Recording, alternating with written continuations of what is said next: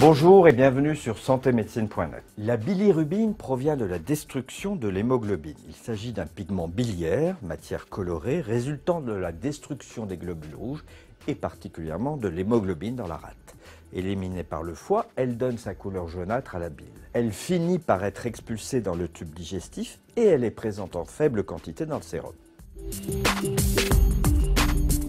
On distingue deux sortes de bilirubine. La bilirubine non conjuguée qui est produite dans la rate et la moelle osseuse et qui est transportée jusqu'au foie par une protéine. Et puis il y a la bilirubine conjuguée. Elle est excrétée dans la bile et elle colore les selles en brun.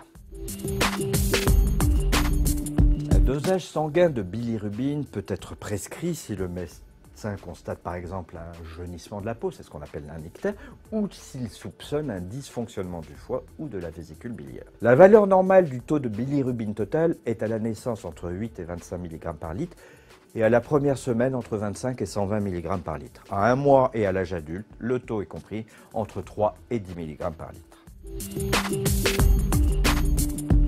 Chez les adultes, le taux de bilirubine peut augmenter, on parle alors d'hyperbilirubinémie. Elle peut être causée par une hémolyse, c'est l'augmentation de la destruction des globules rouges, par le syndrome de Gilbert, maladie génétique associée à la hausse du taux de bilirubine, une hépatite ou une constriction biliaire.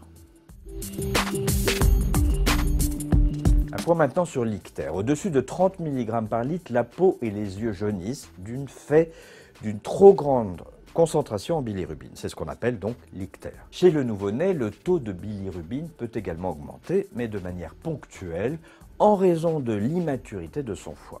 Cet ictère, qu'on appelle ictère néonatal, disparaît en général au bout de 5 jours.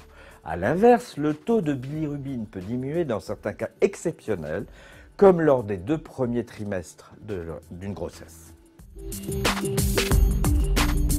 Sachez que les résultats d'un examen sanguin et d'un dosage de bilirubine ne constituent pas à eux seuls un diagnostic. Il est donc important de consulter un médecin afin de prévoir avec lui des examens complémentaires ou un éventuel traitement s'il le souhaite.